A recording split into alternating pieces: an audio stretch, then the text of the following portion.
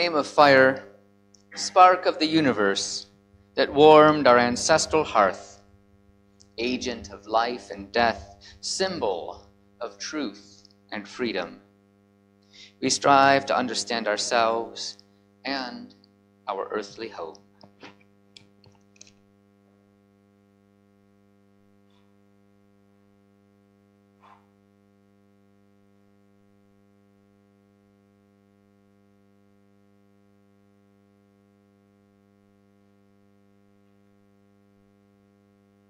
Good morning.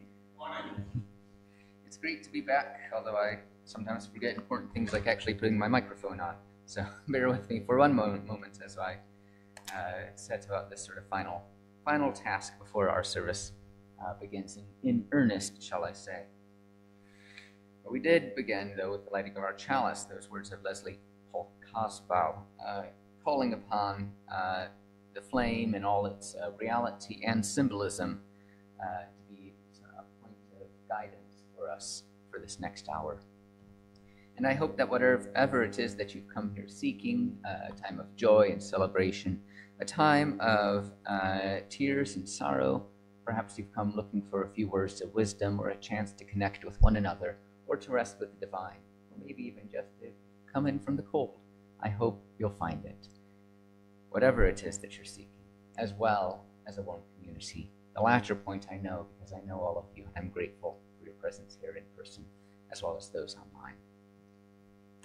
We're looking a lot at sort of community and the various meanings of it, and particularly sort of expanding ourselves beyond what we might just consider ourselves when we think of community. So we have these words from the writer Wendell Berry to bring us deeper into our time of worship. A community is the mental and spiritual condition of knowing that the place is shared and that the people who share the place define and limit the possibilities of each other's lives. It is the knowledge that people have of each other, their concern for each other, their trust in each other, the freedom with which they come and go among themselves. Words of Wendell Berry. Please join with me in singing our first hymn in the Purple Book, number 4, All That Is Abundant Living by the Reverend Andrew Hill. Hymn number 4.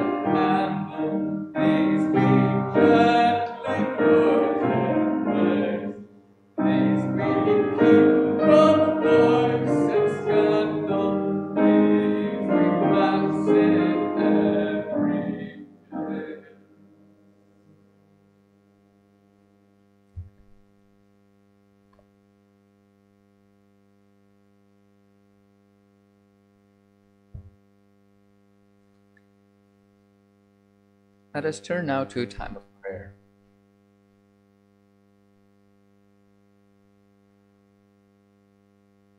Eternal mystery, of whom we will never fully know in our lives, of whom science draws us near, and of whom art and religion brings an awareness of your presence into ourselves. May we never forsake the blessing of life we know, that internal spark that flickers when kindled by shared values. May we seek to make the world a greater place, more compassionate, more beautiful, more creative, more accepting. May we acknowledge our limited view, and though acting with the best of intentions, accept with faith and gratitude that which is difficult to bear. Let us dream that what we see in our hearts will come to fruition. May we be content with what the world has provided, our food, our neighbors, our challenges. May we acknowledge the wrong steps we have taken and hold tight the hand of those who have misled us. May we pass through the difficulties, aided by a strong will and a bright conscience.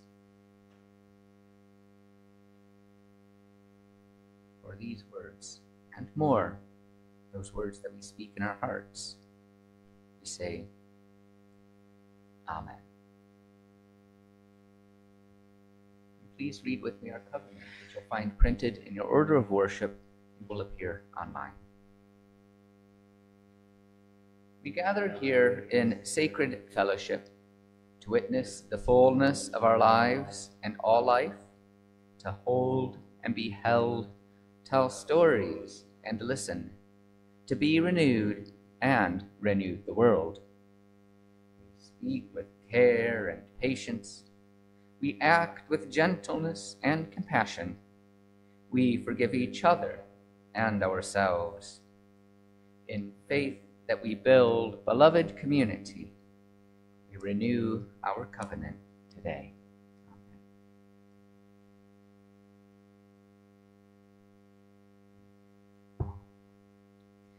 Now, today's story was going to involve a bit of congregational participation, but we will require a few more people than who we have presently. So I will still try to act somewhat with the props that I have set out. So this is, as always, our story branches into the experimental phase of our worship, and I'm grateful for everyone's patience and hopefully some measure of joy in seeing me work out what I'm doing. So this is a story called Rivers by Christopher Buisse, and it is, as you might guess from being rivers plural, that there's a story about two rivers. And now you have to, of course, imagine that these are green, that these are blue, though not all rivers themselves are blue. Some might be other varying shades of green and reds, maybe even a purple here or there.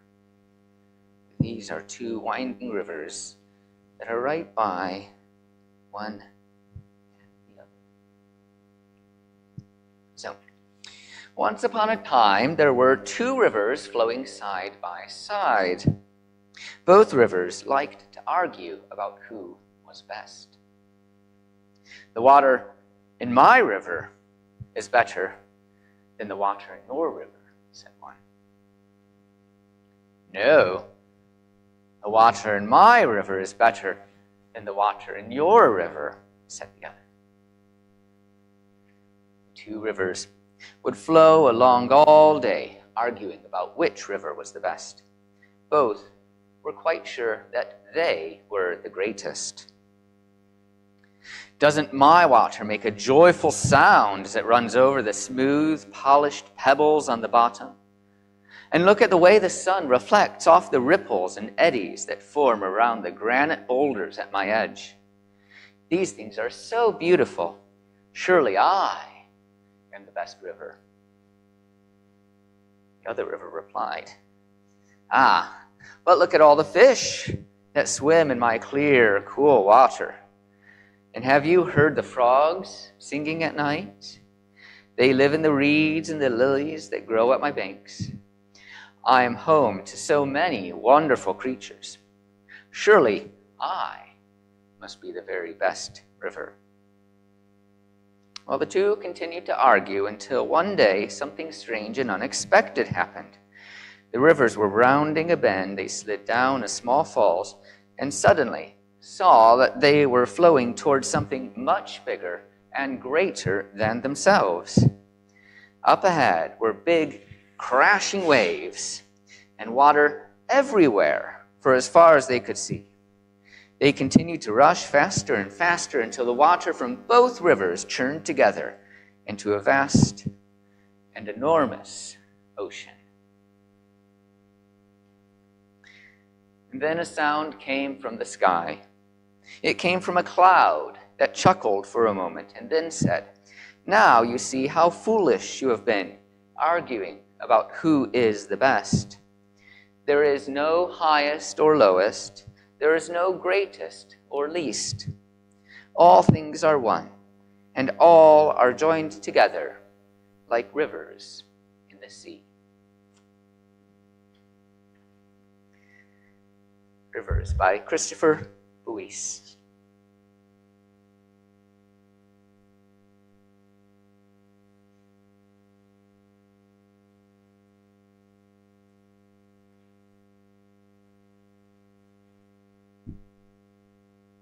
We now have a chance for you to share your joys and your sorrows, your trials as well as your triumphs.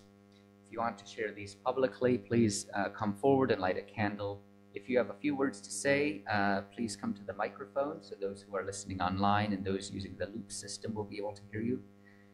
If you are online, please type into the chat box and we will read your message out. You can, of course, always light a candle in silence if you wish. And as always, if you prefer to hold your life in your heart, know that your presence here is enough. So I've been asked to light 2 candles today from 2 people. One is our district administrator, Natasha Stanley, whose father had a stroke last month, and then he's had sort of some subsequent health complications.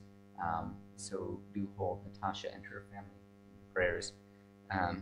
The other candle today is for Emma Nichols, whose mother sadly passed away on Tuesday. So do hold Emma and her family, and Natasha and her family in your hearts and your prayers.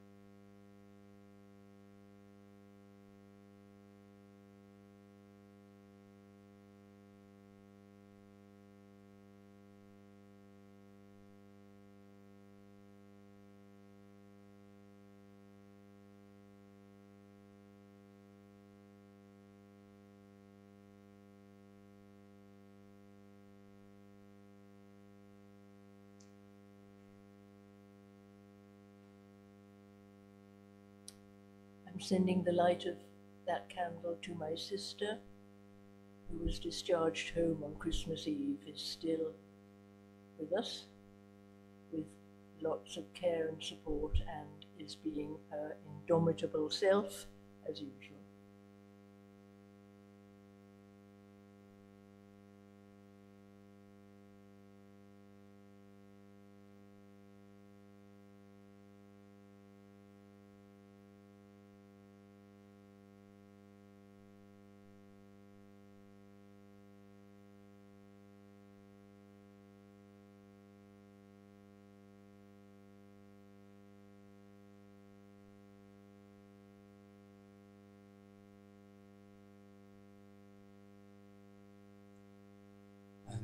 My candle is for the people of Los Angeles and the terrible fires that are happening there, and the need for all of us to live a different way.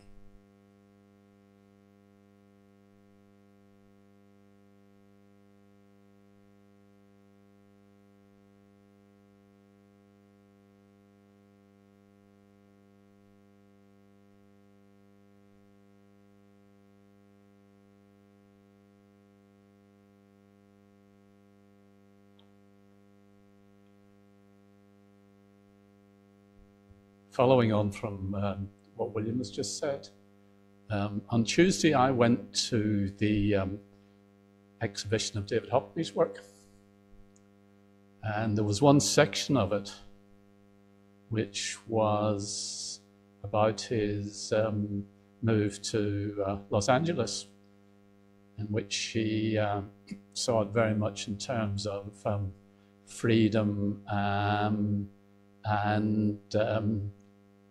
new opportunities for him. So there was the joy of that. And then, just as William has said, what has been happening in Los Angeles has just been so devastating.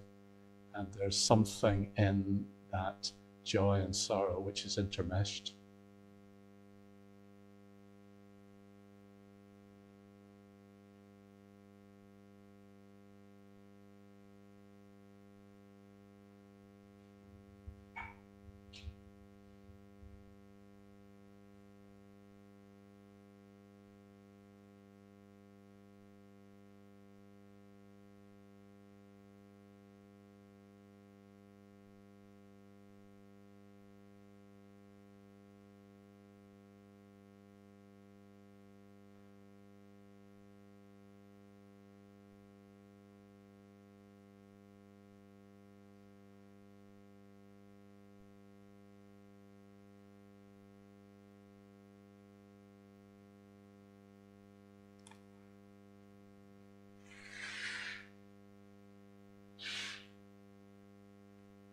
For all those joys and sorrows here spoken, and those that remain silently in our hearts.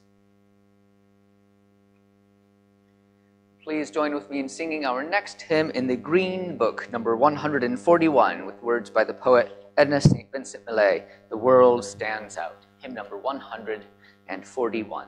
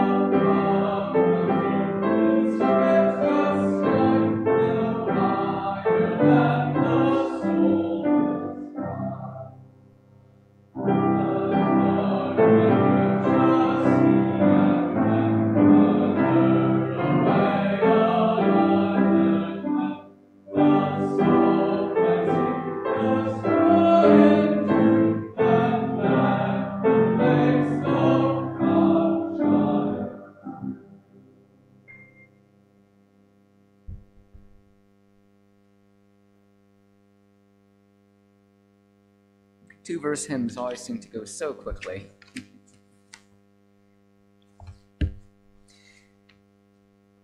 Our next reading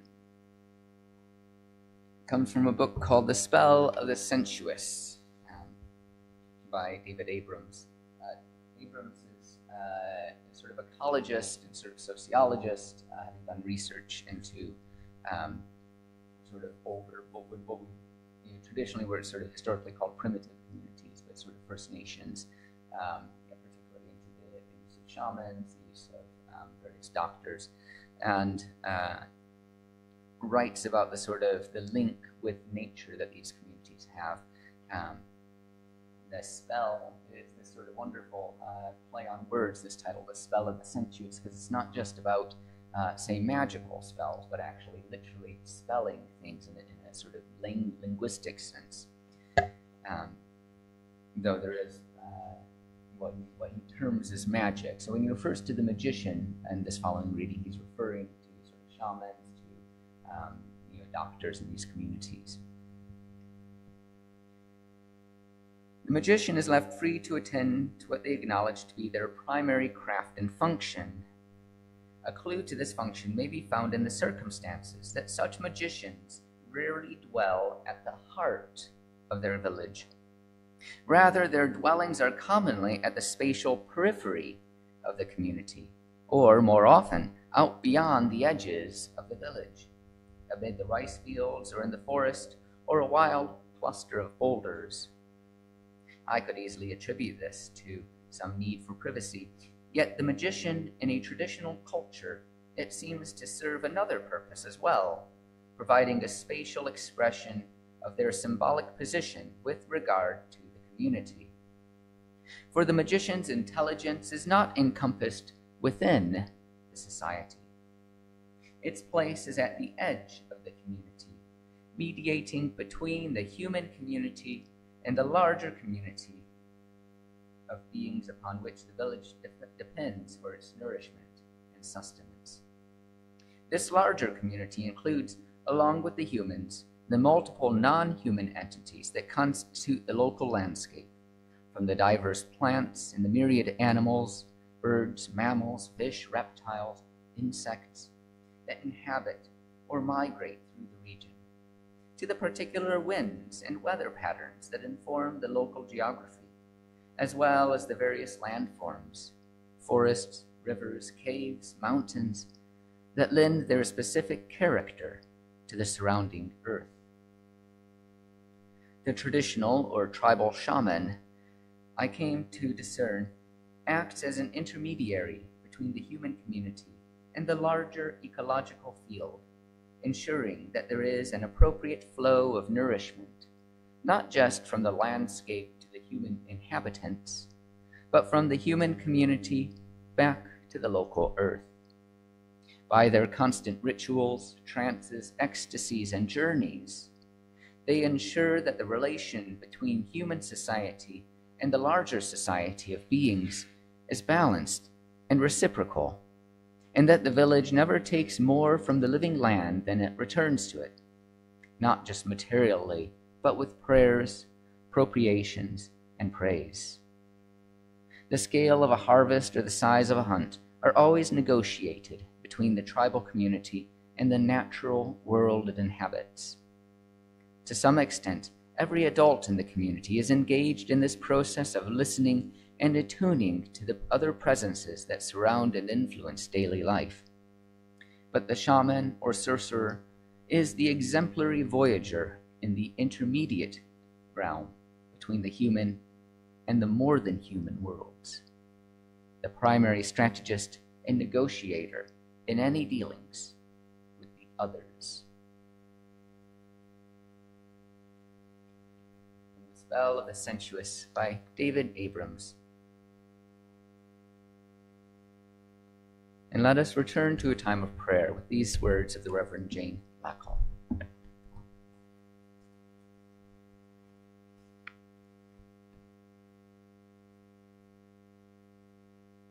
Spirit of life, God of all love, in whom we live and move and have our being, as we turn our attention to the depths of this life, the cosmic mystery and wisdom that abides in all that is, we tune in to your holy presence within us and amongst us. In these strange and often unsettling times, there is a lot of change and confusion, a lot for us to cope with which we wouldn't have chosen. We face each day, each hour, each mood that arises in us as best as we can. We may often find ourselves fearful, lonely, irritable, frustrated, or just plain weary. There may also be precious moments, at least of consolation, uplift, and peace. In the quiet of this hour, may each person find what they most need to face the days ahead. And as we look back over the past week, let us silently give thanks for those joys and pleasures that we have known. Moments of love, friendship, and camaraderie, experiences of wonder and delight, reassurance and relief, bursts of playfulness, spontaneity, and generosity, feelings of achievement, creativity, and flow, all those times when we felt most alive and awake. Let us also ask for the consolation, forgiveness, and guidance that we may need as we acknowledge our sorrows and regrets. Those times of loss, pain, anger, and fear. Periods of uncertainty and anxious waiting. The realization of our own weaknesses, mistakes, and failings. Awareness of missed opportunities, those things left unsaid or undone. Those moments when we struggled and felt like a mess.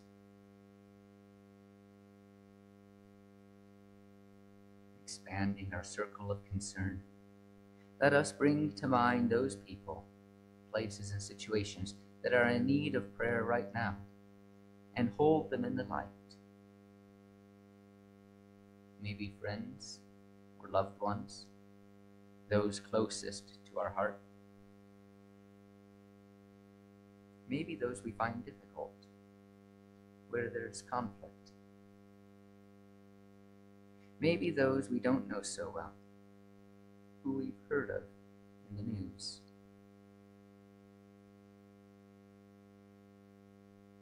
God of all love, we offer up our joys and concerns, our hopes and fears, our beauty and brokenness, and call on you for insight, for healing, and for renewal. And as we look forward now to the coming week, help us to live well each day and be our best selves, using our unique gifts in the service of love, justice, and peace.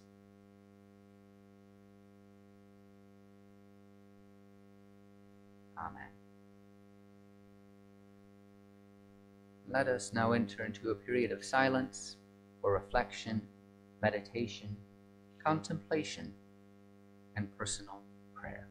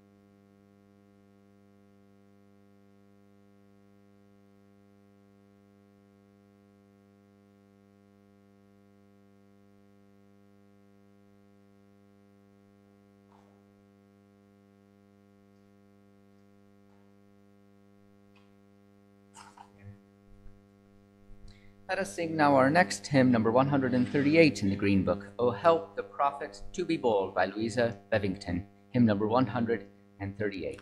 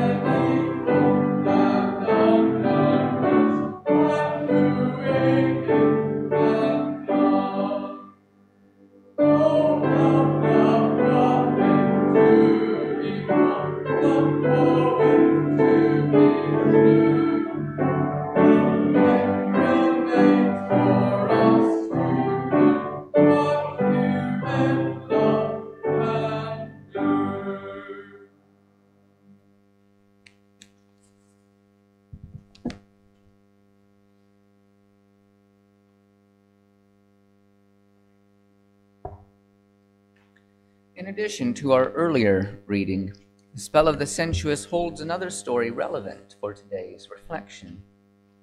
Abrams relates an experience that he had when conducting research in Bali. He was staying at a family compound of a magician, which, as I said before, was the term that he uses for shamans, for holy people, and other spiritual leaders. He noticed the wife placing palm fronds with rice at the corner of their area. When he inquired about them, she responded that they were offerings for the spirits, and this was a daily ritual that she enacted, and he became more curious about it over the next couple of days. He goes on to actually go out and seek and observe these rice offerings, and he's surprised to see one of the grains actually moving after it had been set down. On closer inspection, he discovered that it was being carried away by an ant.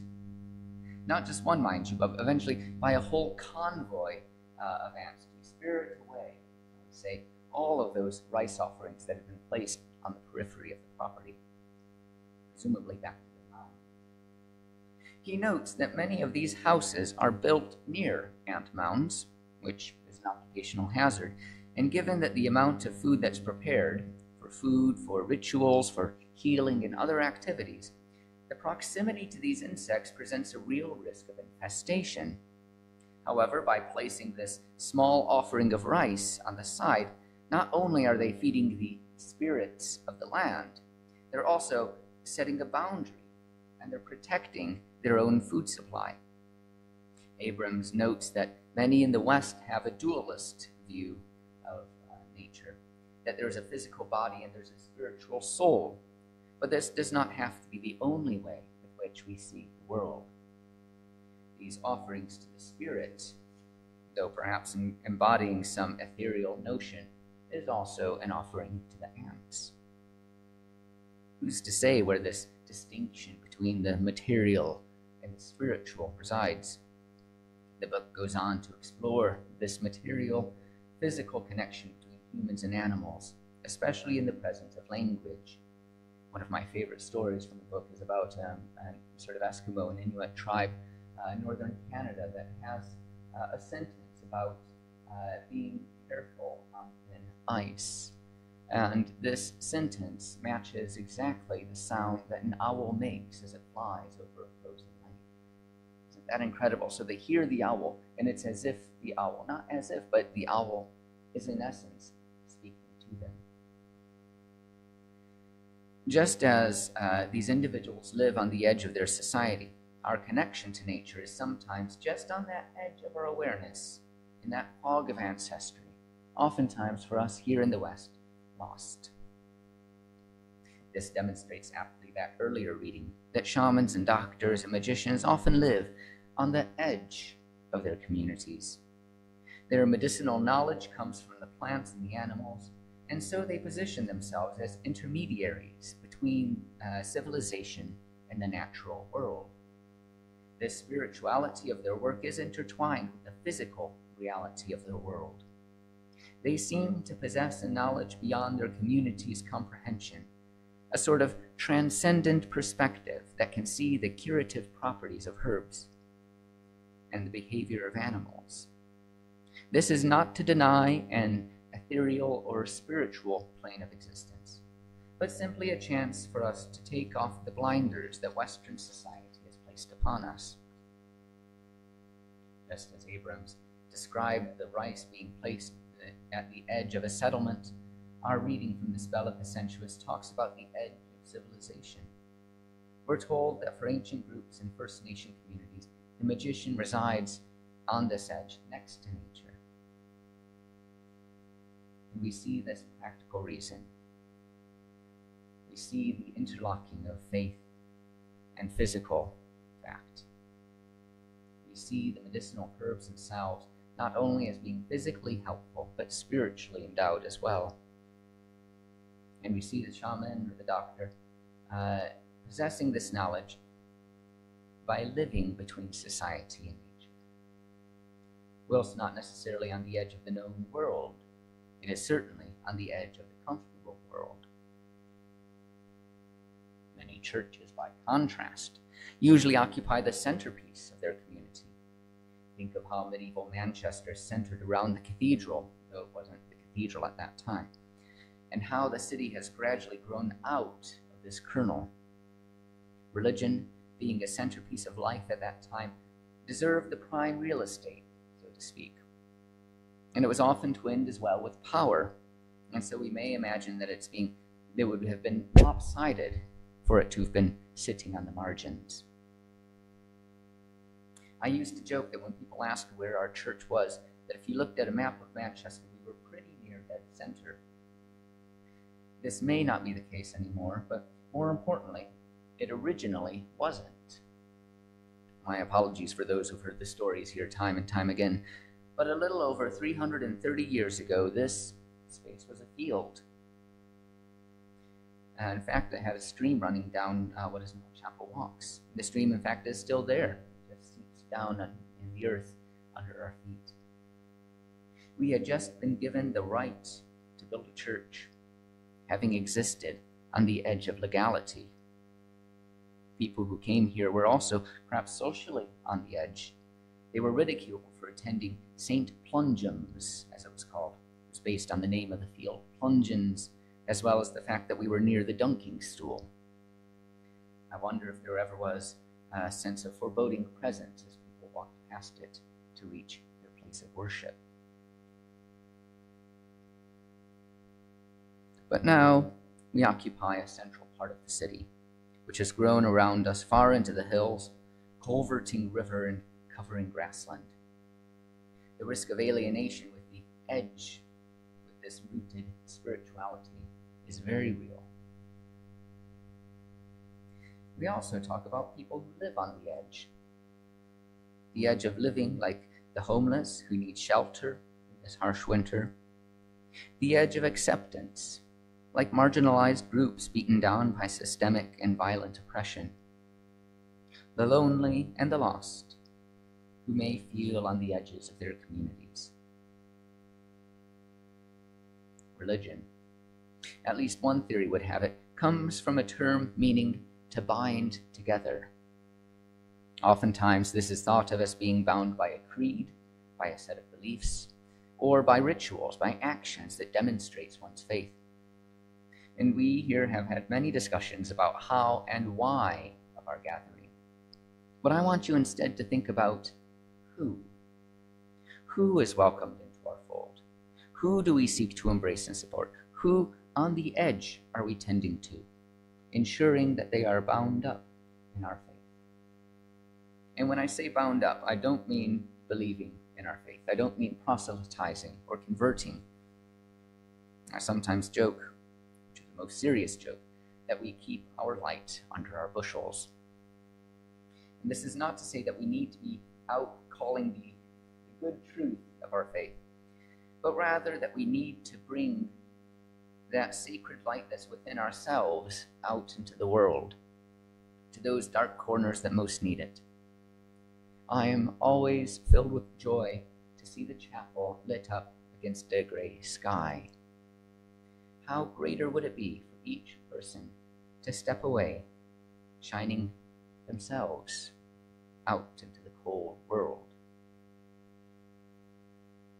out to those people on the edge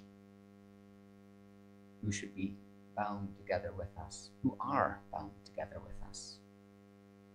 Just as our American counterpart used to have a seventh principle, the interdependent web of all existence, noting the relationships that we have with each other and all of creation, so too must we acknowledge that our faith, if fully lived, will extend beyond this church.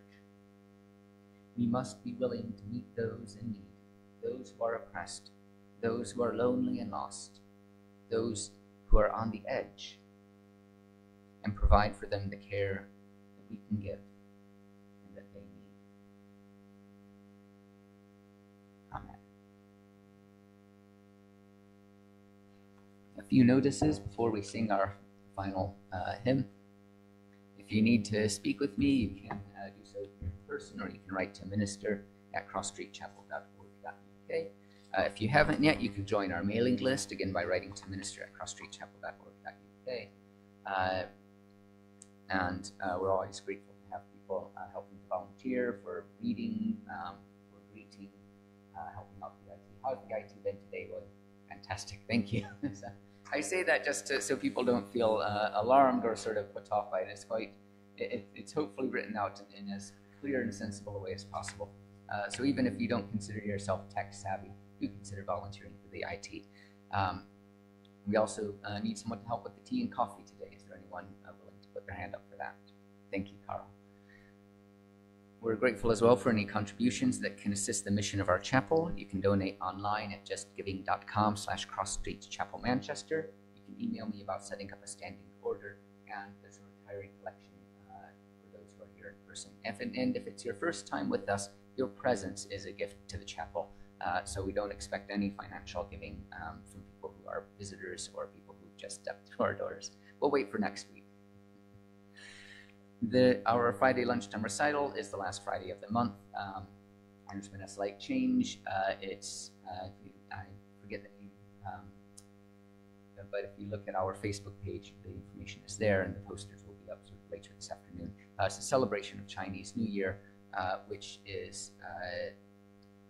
again will be sort of at the end of the month. So I think it's the 31st of January at 1 p.m. Our recitals are always free to attend, but we are grateful for contributions which go to the artists to recognize their time. Is there anything from the congregation that I may have left off?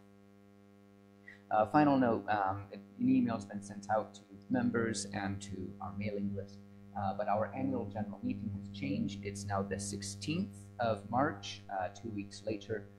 This is because we're having a wonderful visit from the National Executive Council, who will be joining us for the worship and shared meal afterwards.